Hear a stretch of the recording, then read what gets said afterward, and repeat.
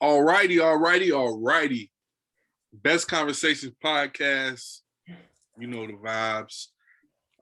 Man, we've been talking to the queens all month. This one had to extend just a little bit. At this point, it's the first of the month, but we had to get one more queen in there before we wrap up Women's History Month. Right. Salute to all the queens that's been on the podcast this month. Awesome. We got another one on the line today. Fills the same space that I does, the beautiful podcast space. She's the one usually asking the questions, but today it's flipped on it, and I'll be asking her some questions, getting in her business. I was fortunate enough to do her podcast last week, so we doing a pod for a pod favor. First time to the program, Best Conversations podcast. Everybody, let's welcome Tora from the podcast Talk with Tora. Tora. Talk with Tora. Talk with Tora. It's fine. Miss Tora, how are you doing today? I'm doing great. Thank you for taking the time out of your day to do the pod. I had a wonderful time on your pod last week. Had a lot of fun. I'm so glad. Thank you for inviting me. So dope. And I think that's great. You had all the queens all week and everything like that. That's awesome. Yeah, all month I've been celebrating Women's History Month. So we gonna finish off strong. Awesome. So for the people that don't know, give people a little brief information about what do you do in the name of your podcast and everything you got going on. Okay, guys, my name is Tora. My podcast is called Talk with Tora. It's been up and running for over a year now. I started it a year ago. Actually, I started it like almost 2 years ago. And the reason why I started it was because when I started my photography business, I didn't really know, what paperwork needed to be filled out. I didn't know where I was supposed to go, like how I was supposed to get my license, insurance, how I was supposed to pay for my name and everything like that. So I was just like, I know I'm not the only one struggling with this issue, not knowing how to start a business. So basically I was just like, why not start a podcast where I have Black entrepreneurs come on and they discuss the ups and downs and the struggles that they went to and how they started their businesses. So it started out like that, but then it kind of blossomed because I was like, yo, Black people, we are just dope. So it kind of blossomed from Black entrepreneurs to Black music artists to Black healers to Black creators. So now it's just so many different things that some things I didn't even know was so like we're so involved in. So it's kind of opening my eyes. So that's how it started and how it's been going. Gotcha. Who are some of the podcasts that was in your rotation before you had your own podcast? Who are some of the podcasts that was in rotation that you faithfully listened to? So I was actually going through like a rough time. So Amanda Seals, I think it's because also we're around the same age. So she was talking about things that I could definitely relate to. And I was going through kind of my own personal journey of figuring out who I was and basically being okay with the fact that I'm a strong woman. And if I ask for something that, it doesn't make me selfish or it doesn't make me, a bad person to let people know what it is that I want and what I expect.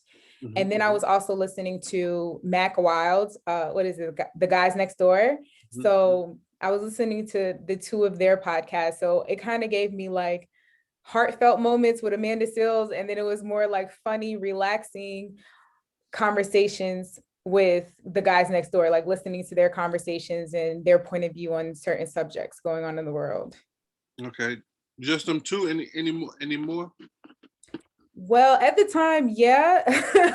Now it has blossomed to so many different ones. Like now I listen to, I think it's Talk Truths with Tiff. And then there's a few other ones. I just started listening to them because now I have more free time. But they're mostly just podcasts that people send over. They're like, hey, I like what you're doing with your podcast. Can you please go and check mine out? So I have quite a few on my list. I'll be like, yeah, I'll get around to it. I'll let you know. So I'm kind of like every day I listen to something different. Okay. Gotcha. Yeah, yes.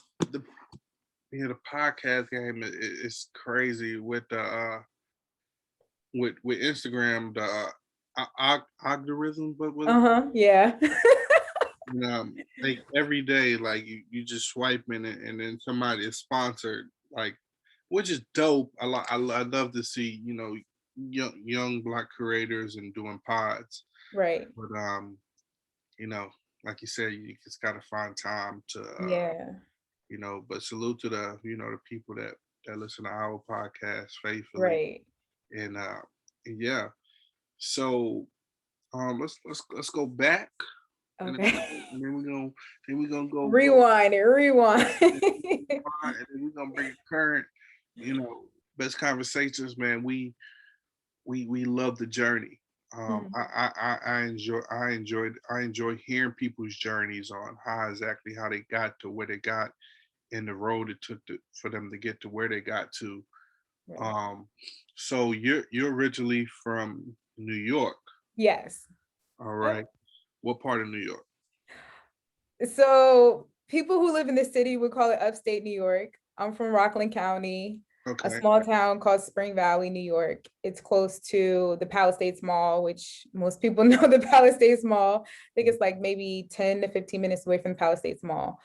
I was born in Spring Valley. I left when I was younger, so around 7 or 8. And then I moved to Charlotte. I was here for a few years. Then I moved to Florida. I was there for a few years. And then I went back to New York to finish high school. And then I moved again.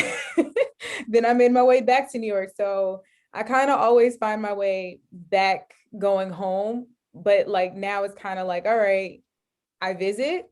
I hmm mean, it'll always be home and everything like that. But I feel like um, when you've grown in a certain environment, you go off and you experience different things, different environments, and you kind of grow out of the environment that you were brought up in. So that will still be home, but like at this point, it's kind of like me growing my business and figuring out exactly what it is that I want to do as an entrepreneur. gotcha.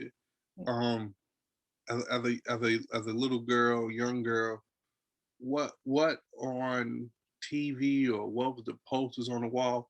Where was you catching inspiration from as a young kid? Okay. So growing up, I would say very dramatic. Okay. So my mom said I was very dramatic.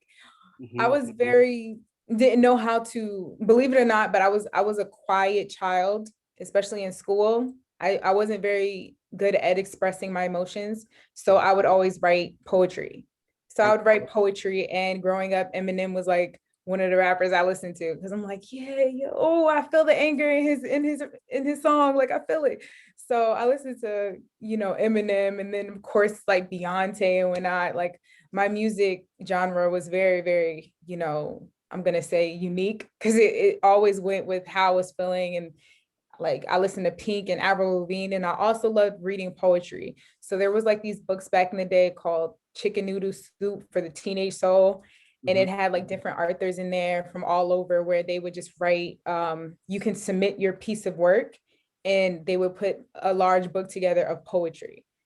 So I think at like 11 or 12, I learned how to write poetry. And that was my way of expressing myself and, just trying to get it all out instead of just keeping it like tucked away and whatnot. So that's when I learned that I was able to do that. And then in high school, I I liked interviewing. Like I think it was like a speech class where we had to do like an interview process. So one of my peers would have to interview me, then I have to turn around and interview them because they're like, well, we have to prepare you for the outside world, and whatever. So my professor or my teacher, she liked me so much that she was like, when is your lunch period? Because I need you to be an interviewer for the other students in my other class because you're just really good at it. And I was like, okay, no problem. And it was, some of the students were like, my peers were just like kind of terrified of me because I would just like go from like this bubbly personality to like a person that's like, so what can you do for me? So hmm what do you like to do in your free time? So how is this job going to benefit you? Where do you see yourself in? So that's how I was. And I learned that, oh, okay, I like interviewing. I think this might be my thing. But I never pursued it or jumped into it because where I was from, no one was really encouraging, youth at the time to go after what it is that they wanted to do. It was like the ones that they saw potential in, that were, AB honor roll students, that were, putting all their work in 24/7. Those are the ones that they paid more attention to, when it was like students like me who didn't really have like anyone shaping me to be something. They kind of just overlooked.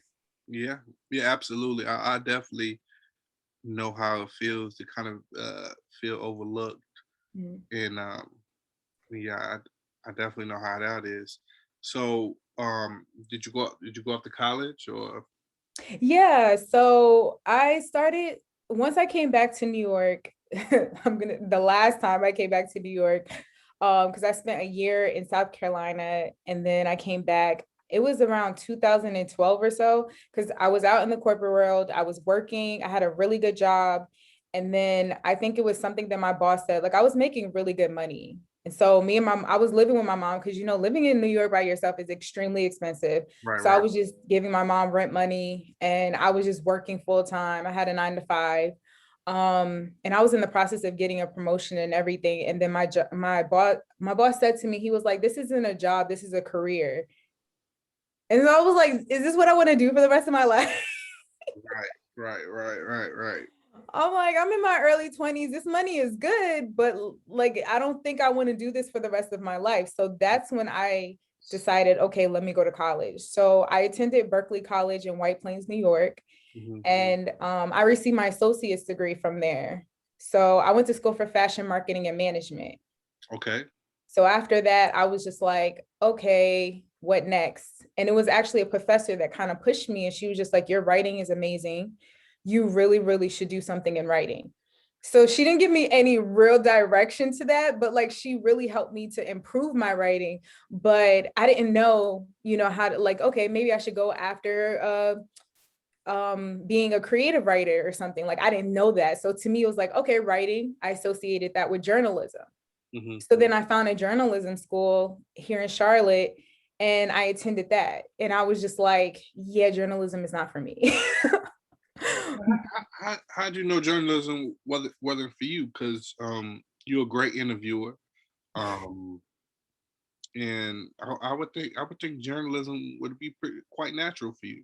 Yeah, journalism is so broad. Like there's so many different categories or different fields that you can go into when it comes to journalism. Like I think that's one thing that I thought, like journalism was just one set thing, but Mhm. then you have photography journalism, and then you have interviewing, and then you have journalism where you're writing and you're in a newsroom. Like there's so many different like places where you can go when it comes to journalism, and I like the fact that it is very broad, because I did learn how to, write an article. And I was like, this is not for me because it was so structured. And I'm a very creative person. So for me, writing articles and, like basically having my creativity stumped on and to take what I'm passionate about and turn it into like a hashtag or a headline that will pull everyone in, that wasn't what I wanted for myself. So I did learn,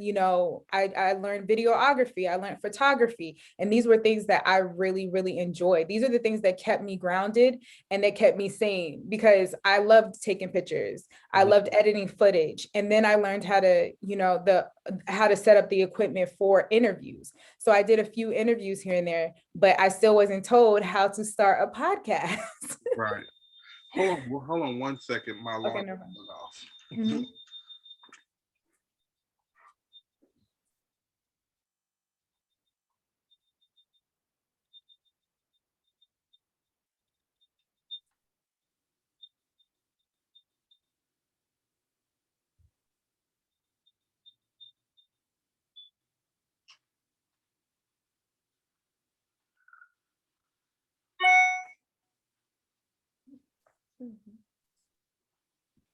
I apologize. My alarm has been going haywire lately. No problem. It happens.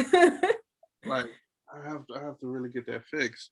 That was right in the middle of the interview. Um, so the video, the photography and videography, something I know Mhm. some a lot of because Mhm. I jumped right into that myself, Right. creating weddings and eventually I created a web series, things like that. Awesome. When you picked up the camera, what was your pure goal of what did you want to do?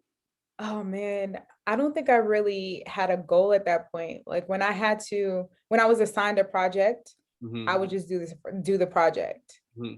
And then when I picked up a camera, like it relaxed me because school is very stressful. College is not for everyone. I tell everyone like it's really, really not for everybody. It really changed me in a lot of ways. And not in a like some aspects positive, but then like when it came to like my mental, like I was just like, yeah, this is not for me. This isn't me. So picking up a camera and editing footage and editing photos, it really did relax me. And one of my professors was just like, you have an eye for taking pictures. And when I was younger, my mom used to give me those little disposable cameras. And because we moved around so much, Hmm. so whenever I would start at a new school or something like that, and I knew that I was leaving or moving, my mom always gave me a disposable camera. And I would just go and just take pictures of everyone because I wanted to remember them. And I Hmm. still have those pictures to this day. So I think at a early age, I like taking pictures. I just didn't know that it would be something that I would fall into later on. But I never had like a moment where I was just like, okay, this is my goal for this. And I mean, unless whenever I'm hired to do something, like of course I want to take the best pictures ever. And it became an extension to who I am. Like it became me. Like my camera was me, so it was very easy to take a picture. Like it was very easy to know what I needed to do, how to hold the camera, how to pull lights from different areas or whatever, natural light and all that. So whenever I did have somebody in front of my camera, I'd be like, yeah, this is easy breezy. And I think that's one thing too that kind of pushed me away from photography, was because at one point in time, it just wasn't something that I needed to master anymore because I had already mastered it in my mind. To me, it's like, okay, that's check off the list. I'll always have this if I need to fall back on it. But as far as it making it a solidified thing for the rest of my life, I don't think this is what I want to do anymore. Got you.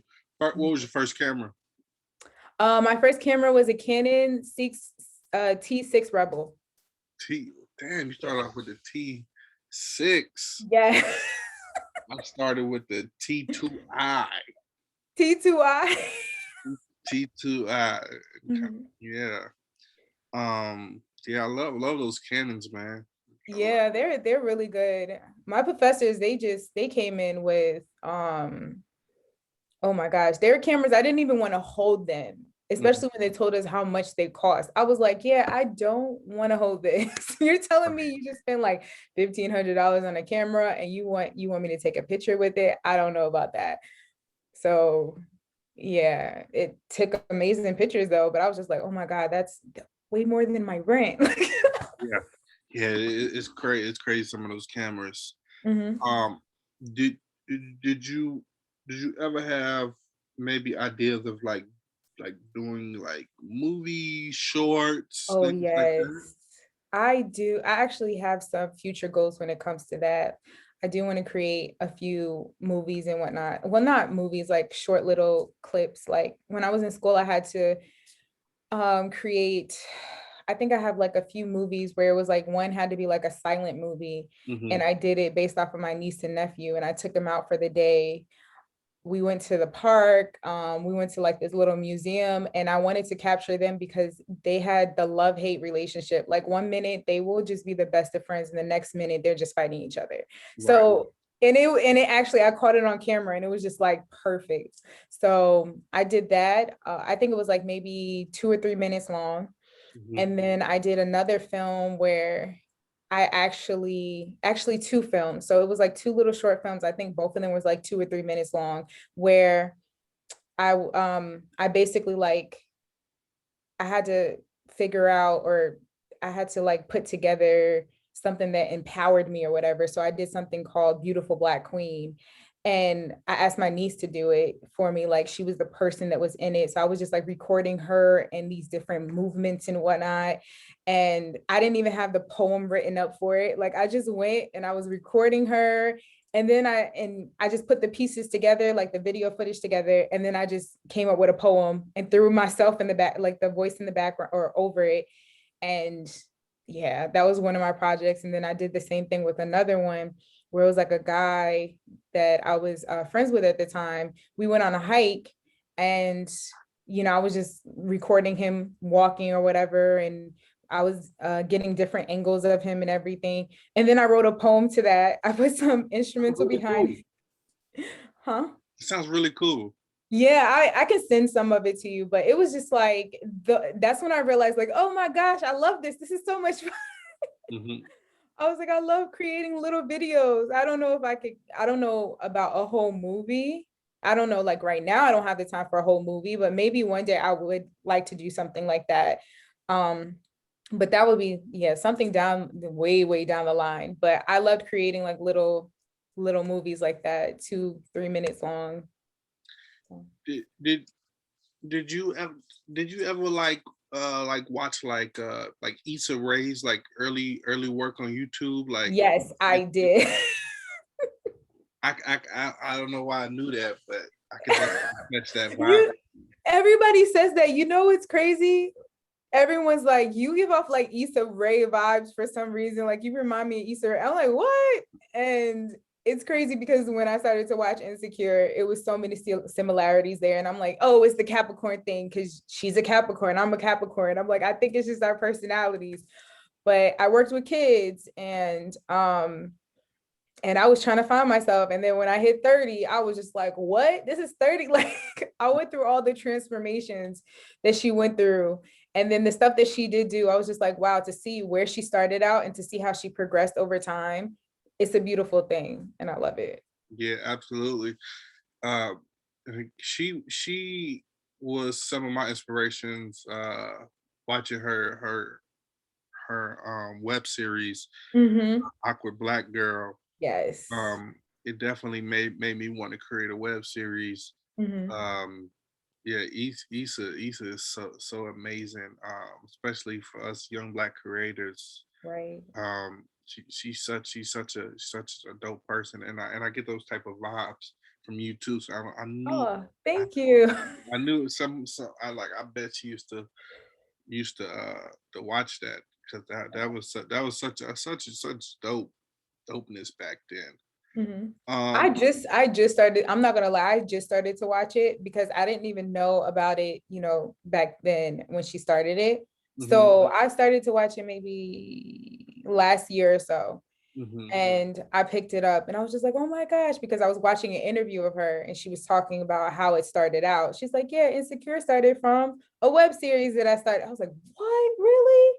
Started from a web series. Yep. Mm-hmm. Started from a So dope. started from a web series. Um, all in that family of web series. It was this. I have to send it to you. It was this a whole nother brand called Black and Sexy TV. Mm-hmm. That had a whole bunch of web series as well. And I say all that to say, like, I used to watch the web series with Issa. In fact, if I even know really what Issa Rae was or was going to be, this was way back like 2012, 2013. Mm-hmm. And like all of the majority of those people in those casts, I see on TV and commercials now. It's crazy how a lot of those people I used to watch that did the web series for Issa's all on BT. I'm seeing them on interviews. But I'm like they look familiar. Where do I know them from? Yeah, it's crazy, and I definitely caught the inspirational bug too. Like, I'm gonna start me a damn web series, man. Right. It's crazy. So, when is the pod created? Okay. So I created, oh, okay. Because it's like, it's a very unique story, kind of, because I think we were talking about it a little bit, but then I'm like, wait, I forgot to talk about how I started to create my first little podcast thing on Instagram. I mean, not on Instagram, on YouTube, where it was like a class project with my friends, my guy friends. Like my professor was like, oh, I want y'all to do like a funny skit or something like that. Mm-hmm. So basically my male friends, they just thought they knew everything about women. Mm-hmm. So I just like to get them together and then they talk about what they think they know about women and I just laugh at them because they know nothing. So I was like, hey guys, I have this project that I need to do. And, I want to call it What a Girl Wants. And I want you guys to sit in front of a camera and, we're going to talk about what you guys think women want. So I would write up I guess you could say the topic of the week. I would write up the questions and everything like that. So this was kind of like my first jump into editing anything, with someone with more than two people and, such large like we had hours and hours of footage that I had to slim down to like 20 to 30 minutes. Mm-hmm. So I started that. And then I still hadn't done anything with Talk with Tora because I think that was like 2017 when I did that. So I each week I would do that with my male friends. I would come up with the topic. I would write up the questions. I would just basically put them in front of the camera and let them answer the questions. So you And I did that. Yes, basically. I was the producer. I was the promoter. I did everything. All they had to do was just sit there and tell what they felt. Mm-hmm. And that actually helped me a lot with my editing skills. And I think that I needed to do that to help me to, be more structured when I did start Talk with Tora. So originally, the first time that I even did an interview for Talk with Tora, I think it was like 2018, or I think it was 2018. And it started on YouTube. It was my first interview because, like I said, I didn't know how to start a podcast. There was no one telling me. I'm like, I'm in school for this. There's no professor telling me like, hey, you can start your own podcast. And at that time I was actually looking for places at radio stations. So I was reaching out to people. I had one of my professors tell me like, here, I have someone who's in radio. Let me connect you with them. So they'll give me the information. And then I would reach out to the person. They're like, let's set up a date. And then I just never would hear anything back from them once we set up the date. So I was just like, how am I supposed to be on radio? Like, I want to be on radio. I want to interview people. Like, I was thinking that was the only way I could go about it. And me just getting rejected or not getting any answers and not figuring out how to go, I was just like, I was like really frustrated. So when I did do that one interview for Talk with Tora, it was on YouTube. And then in 2019, I actually ended up hurting my knee and I needed knee surgery. So I took it as a way of the universe telling me like, this is time, it's time for you to start this podcast, because my doctor was like, hey, you're going to be on crutches and bed rest for 4 months. Wow. Yes. So I was like, what am I going to do for 4 months? Like, I was losing my mind. I was just like, oh my gosh, like I'm going to need something. So I just kept talking and talking and talking about starting to Talk with Tora. And it just took that for me to get to the point where I needed knee surgery. I was going to be on bed rest. And I just started promoting. Like, I already had the Talk with Tora IG page. I already had the YouTube channel.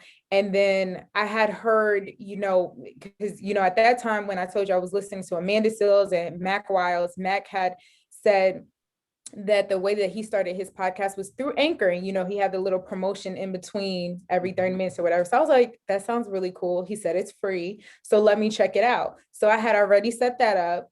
I just didn't do any interviews yet. And I was just like using hashtags on Instagram to find all these Black entrepreneurs in the Charlotte area. And I was just writing out like, okay, you know what? I started physical therapy at this time. I'll still be on crutches, but I'll still be able to get around a little bit better. So I think for my first interview, I was still on crutches, but I was able to, hop around.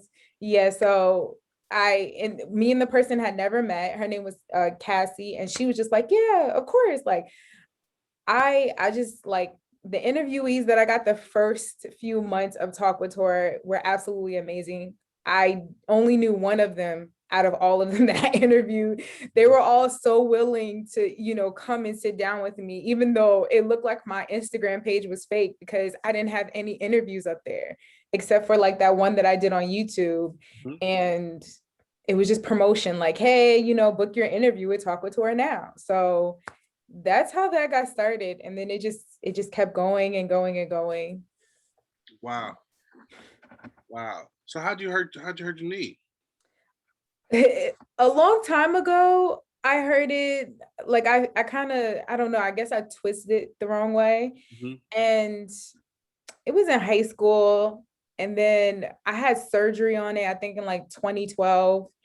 And the knee surgeon, he was just basically like, oh, you're going to have to figure out different ways to like, because I'm like, okay, I need to lose weight. So what can I do on my knee? And he was like, well, you can't run on your knee.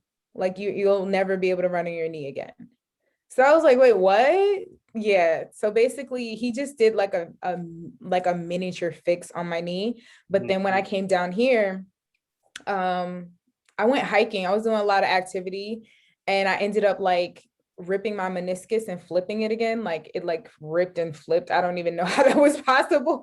Mhm. And I had to have knee surgery again. And this knee surgeon was like, we're going to get you up and running. I was like, what do you mean running? He's like, when was the last time you ran? I was like, 2008, 2009, somewhere around there. I was like, I don't know. Like, I haven't ran in so long. And he was like, do you miss it? I was like, I miss running. I miss heavy activity. Like I miss all those things. And he was like, oh, we're going to get you up and doing that. I'm like, no, you're not. But he did. And yeah. Mm. Great. Um, glad you feel better. Have you been able to run again? Yeah, I did. But now I'm back in physical therapy again. Oh, wow. I think I did too much on it. So like now it's like a delayed reaction to everything that I was doing because even though I was able to run again, I just went like full stream. Like I'm the type of person like go hard or go home. Mhm. And then I still haven't like had it in my head yet. Like you have to listen to your body when it's telling you to slow down, like you need to slow down. So I'm still learning how to do that. Like when my body is telling me like you need to slow down, you need to slow down. Yeah, So you definitely have to listen to your body. I've learned that myself. Definitely. I know, especially when you get up in them 30s. right. Them 30s, boy, you better listen to that body. Right. Yeah, so you got the podcast up and running. Mhm. Anchor them plugged you in how to do this podcast every Right. week.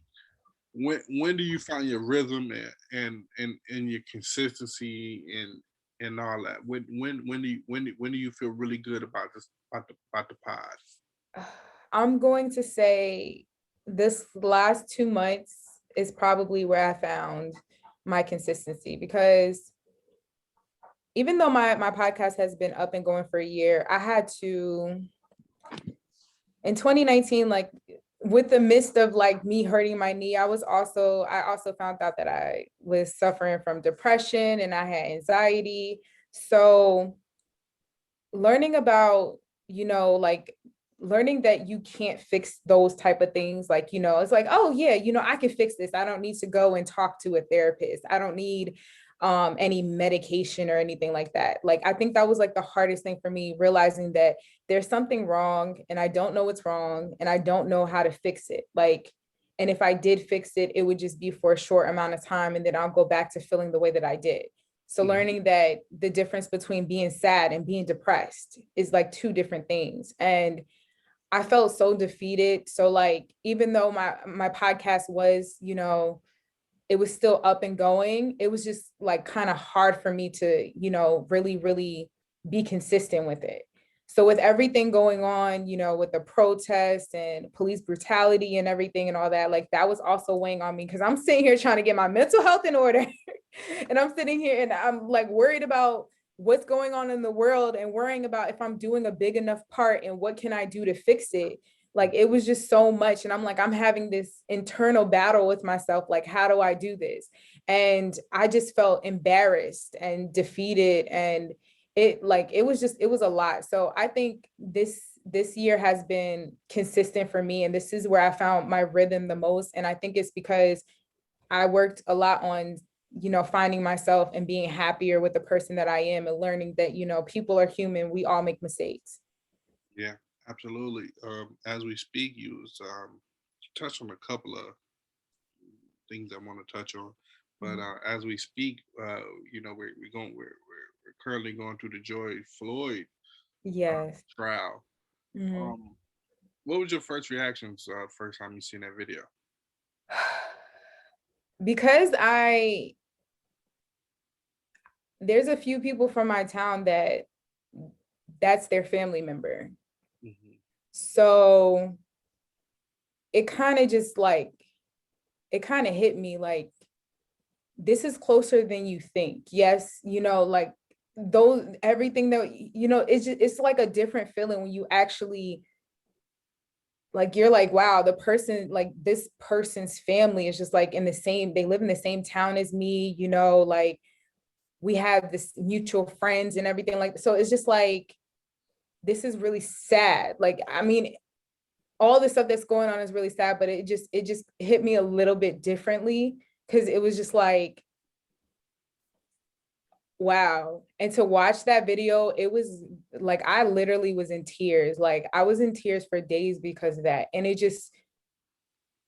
it broke me down so much. And I was just like, what am I supposed to do? Like, I'm a fixer. So I try to find solutions to everything. And I feel like, okay, this happened. Like, what can I do? How do I help? Like, and I feel like there's not really the right answer. Like, it's like we all can come up with, like, we need to do this and we need to do that and we need to do that. And I'm like, we're doing so much. And I'm like, it's just like, I was going through like the whole process of like that hopeless feeling.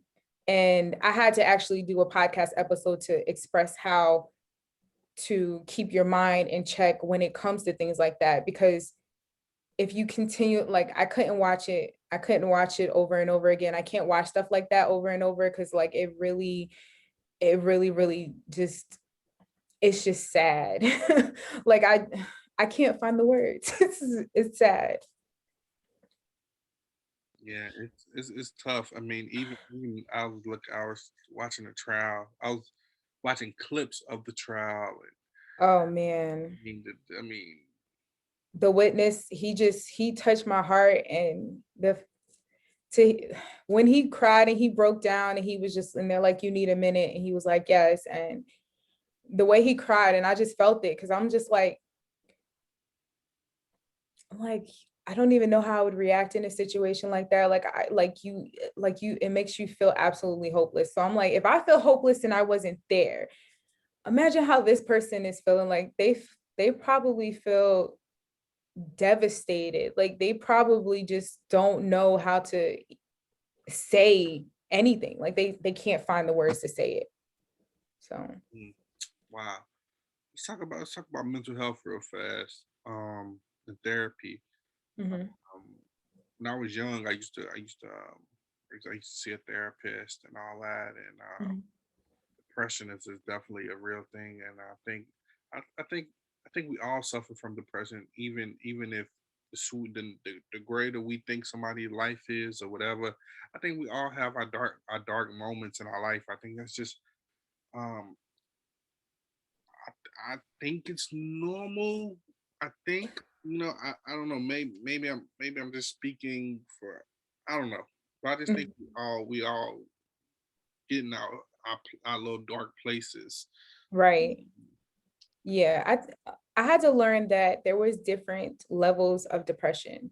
Okay. Like, there was like different types of depression. So there's like the type of depression where you lose someone who's close to you, Hmm. and you're heartbroken, you're devastated, like, that's that type of depression. And then you have the depression where you don't even know why you're sad. Right. You don't know Yep. why you're sad, where it came from. You just wake up and you don't know. And then you feel like this overwhelming feeling, like, and you just don't know how to fix it. Like, you're like, I know I'm sad. How do I fix it? How do I fix it? But nothing you do will help. Hmm. And that's the type of depression that I go through, where I just like, everything in my life was going right. And I felt guilty, because I'm like, what do I have to complain about? Like, Right. what do I have to complain about? Like, I didn't lose anyone. I'm, my business is thriving. Like, what am I so unhappy about? And it made me mad because I didn't understand. Because I'm like, what am I doing? Like, I tried my hardest to be happy. Like, I tried to, and I had people telling me, like, you need to just get out and do this or whatever. But it was like nothing was really doing it. So I think there's like definitely different layers of depression that we do go through. And then there's certain layers where, like, no matter how much you want to get out of it, and no matter how much you talk yourself out of it, it just doesn't, you can't get out of it. Like, you really need some type of like therapy, or maybe even medication. And I think that's like the scary thing, that people think like, oh, if you go to the doctor, because I did have a conversation with someone and they were like, well, I don't want to go to the doctor. And they say to me like, you suffer from depression, so let's give you medication. And I'm like, it's not like that. Like, they give you the choice if you do that. Because I made a decision at one point in time, I was on antidepressants because it was that bad. Like, it was really that bad. But I made that decision because I was just like, I felt like I was literally drowning. I felt like I was dying, but I was still alive. Like, and I didn't understand it. Like, all I wanted to do was hide away from the world. And no matter how many people was around me, and no matter how many people were telling me like, you're great and all this stuff, it just didn't make me feel any better. No matter how many things went right in my world, it was just, I felt terrible. So I definitely did take that option. And I think in the Black community, we feel like if you talk to somebody, then, it means that you're crazy. But that's not the case. Or if you're on medication, like, it's not necessary. So why would you do that? But it is, because we go through so many traumas. Like, starting out from young, you go through so many traumas. And if you were like me, where I went through traumas and I didn't talk about it, can you imagine that? Like, you go through your traumas, you don't talk about it, and it just all kinds of builds up. And then and somewhere along the line, you just cannot take it anymore, and it just all comes collapsing out. Like, my therapist told me that we have a bookshelf, like, we are a bookshelf, right? And then we just keep putting books on top of this bookshelf. Even when the books can't fit anymore, we still just keep putting them up there. And then at one point in time, like, the whole bookshelf is just going to collapse. Wow. And that's basically what we go through. Because we don't handle, each one of those books is a trauma that we went through, or a situation that we did not discuss, or, a time where we should have spoke out about something and we didn't. Like, those are all those books on that shelf that we didn't handle it, or shift through them. And then all of a sudden it just becomes too much. And then that's when that drowning feeling comes in, and you feel like you're suffocating and you don't know how to fix it. You're trying to look for options and nothing is helping. Wow. That's really a great analogy, because we just built all this up, and then when it all comes crashing down, we just be like, fuck, you know what I mean? Right. Yeah. And it always happens at like a majority of the time, it happens at a time where you already have a lot of stuff on your plate. So it's just like, oh, here you go, here's some more.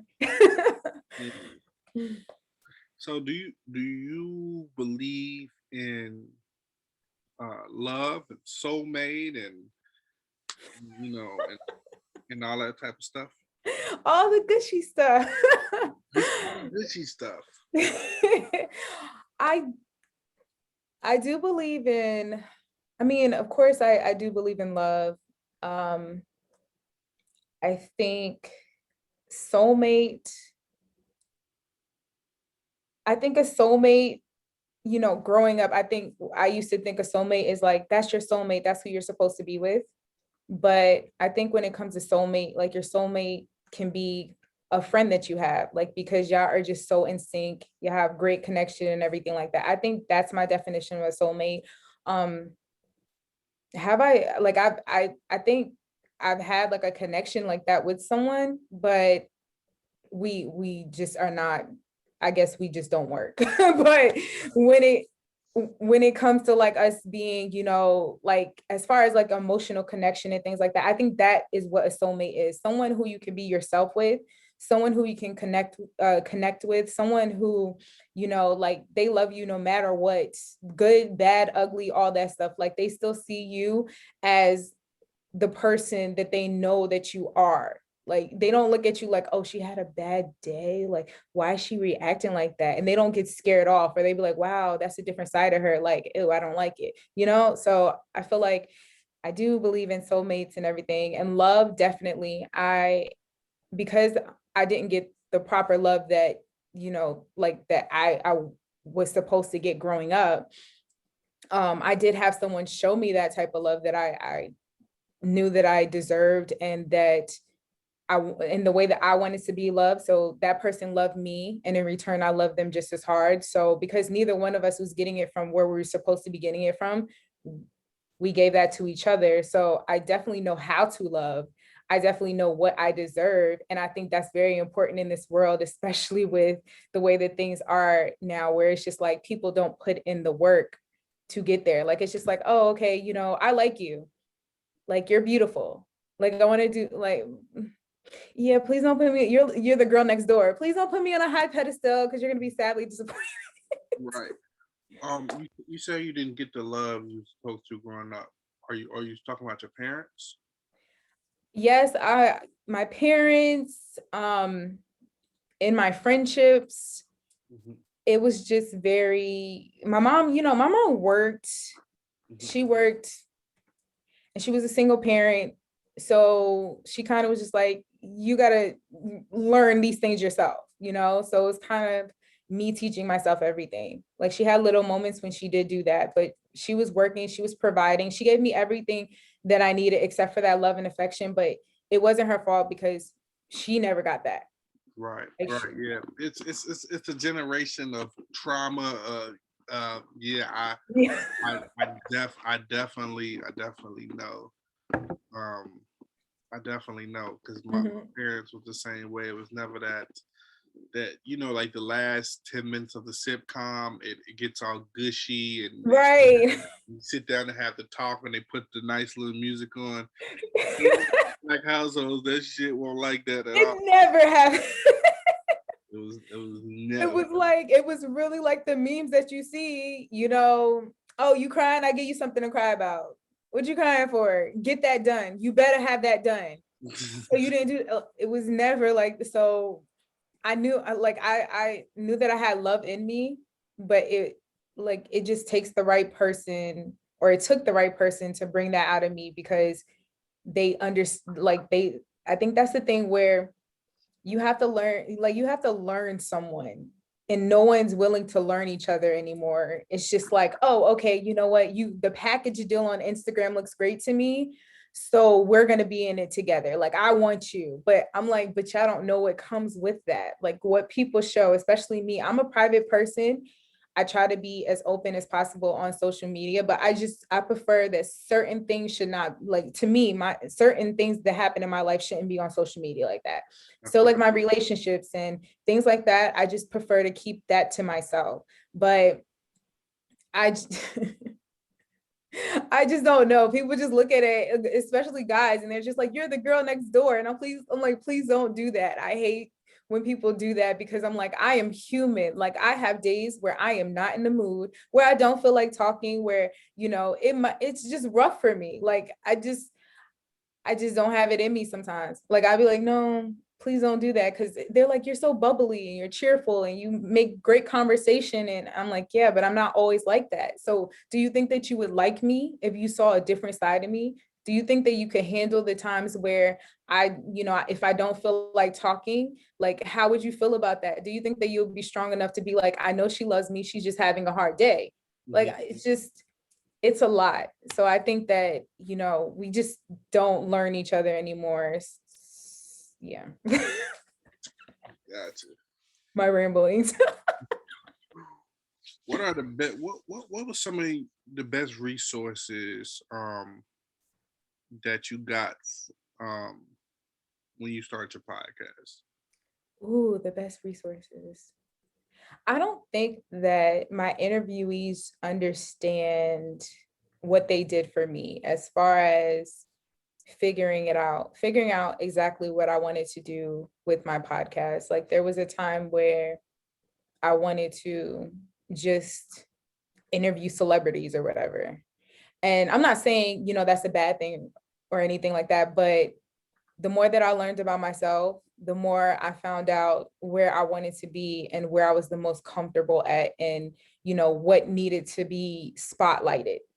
So when I got to talk to Black entrepreneurs and I really opened this podcast, and people became, and like they became so open, and they said that it was a therapy session for me, and I'm like, I wanted it to be that. I'm so happy that I could provide that for you, because I understand, like, I get it. I get what it's like to be an entrepreneur. I get what it's like in the Black community. Like, I get that. I feel you. Like, I feel you. And I know that sometimes I'm very, like, people are like, you're very structured and you're very professional and everything like that.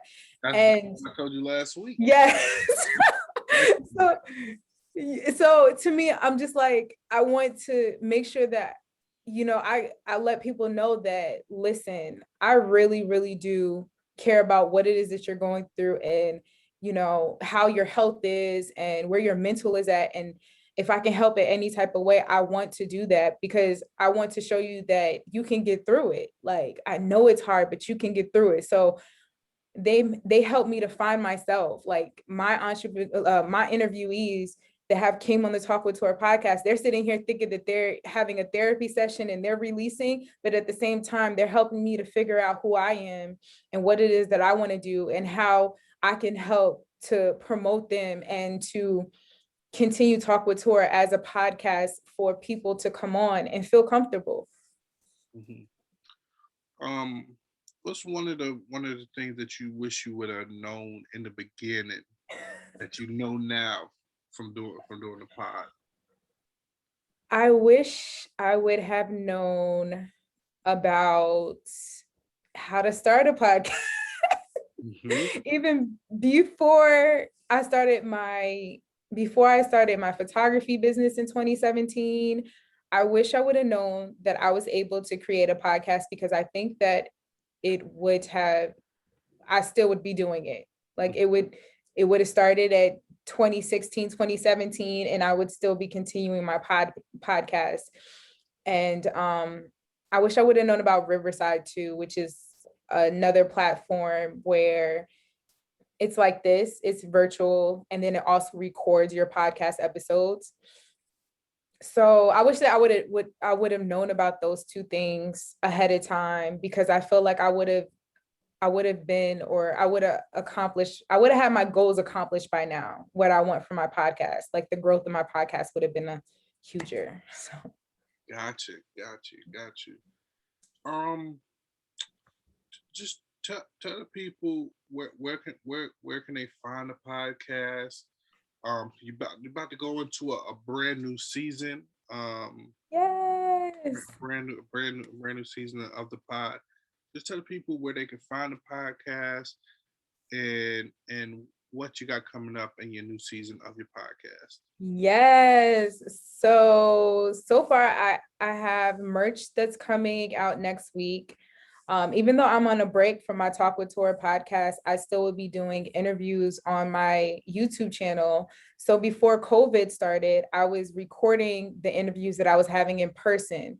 So I would record it, edit it, and throw it up on my YouTube channel. So if you guys want to check out, you know, little clips of the interviews that I did in 2019 from the beginning, then go to the Talk with Tora YouTube channel. So it's just Talk with Tora. You type it in, you'll see the logo, and you can check out some of the clips from some of my previous interviews. And you can find the Talk with Tora podcast actually on all streaming podcast platforms. So there's like 7 or 8 of them that I know of. But, you know, Spotify, you can follow on Spotify. You can subscribe on Apple Podcasts. I think it's like Breaker and Anchor and all that. So you can definitely find the Talk with Tora podcast on Spotify, Anchor, Apple Podcasts. Yeah. Oh, and then, okay, so a few other things that I have. So I have the merch that's coming. I am going to be doing Zoom. With your shirt. Let's show. Oh, yes. It's going to be like this. Actually, this is an older version. So this is an older version of my Talk with Tora t-shirt. The new ones are going to be like more vibrant and whatnot. So I'll be doing that. I'm thinking about doing more merch when I start season 2 of Talk with Tora, but it's going to be limited edition, like t-shirts that I'll do, like drop them one time and sell them off, and then they'll never come back again. Yeah, so I'm excited about that. I have so many things that I want to do for Talk with Tora. My new season is going to start April 23rd. And then that's the Friday. So the first episode dropped in. And then after that, every Tuesday, you can go listen to a Talk with Tora podcast, Tuesday at noon on Spotify, Anchor, Apple Podcast. And yeah, I think, I'm doing Zoom. That's what I forgot to say. I'm doing Zoom sessions. Okay. I know I forget a lot. I'm like, I should have just wrote this down. I'm doing Zoom sessions. I've helped a few people start podcasts. So I thought, why not create Zoom sessions where people can book me for $17 for an hour. And we could talk about how to start your podcast, the basis of your podcast, how to promote your podcast, how to, edit your podcast, how to, get your idea up and going, and basically the outline of it. So I decided to do that. And then there's also going to be an option, since I lost almost over like 80 something pounds. A lot of people have been asking me like, how did you do it? So I decided, since I've been helping a few people, I've decided to incorporate that as well. So when you do book your Zoom session with me, you can either pick to talk about how to create a podcast, or, my advice on weight loss and, how to go about that and everything. So yeah, that's 80 pounds. That's amazing. Yeah, it was a process. Yes. What would be one little thing you give to me? Because I've been on a weight loss journey for a long time. I've cut out the soda. I've just cut out the red meat, just like last week. The red meat, the bread and sugar still getting me. It's hard to give up the bread and the sugar. The sugar not as many, but the bread. Right. It is hard. What would be a little advice to me? So I always tell people this: it's not really about what you eat. It's like the portions of what you eat. That's one. And honestly, if you incorporate like 20 minutes of walking in your daily routine, it helps out a lot. Because when I started to lose weight, I wasn't at the gym. I literally stopped. I cut down. I started eating smaller portions, and I just started walking. Like I wasn't running. I wasn't working out. I was walking. So I incorporated that. And especially when I was getting my knee back to normal, after being on bed rest for like 4 months, I was like, oh no. I'm like, I need to figure out something. So I just started to walk every day, and I ate smaller portions, and I didn't eat past 8:00. So, and I just started to lose weight, and people were like, how did you do that without working out? I'm like, you have get your body going. You just got to burn off those calories. And once you take that day one and you start doing it regularly, it's gonna be a routine for you, and it's gonna be easy. And then before that, you're gonna notice like, oh, okay, I'm losing some weight. Gotcha. I'll definitely put that in the mental brain. Yeah. All right. Last question. It's we're recording this. It's Easter weekend. We're having a big versus battle this weekend. Did you watch the versus battles?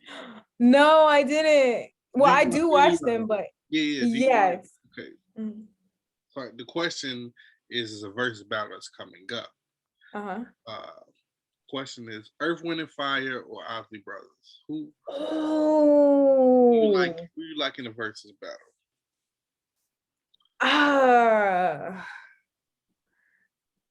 That's a hard decision, especially, when your parents used to play both their musics all the time. So when I started to watch versus battles, I started to look at it just as an opportunity just to hear some classics. Right. Like, I was just like, oh, this person got this, so this person. And then after a while, I was just like, you know what? I'm just enjoying it. Like, I'm enjoying listening.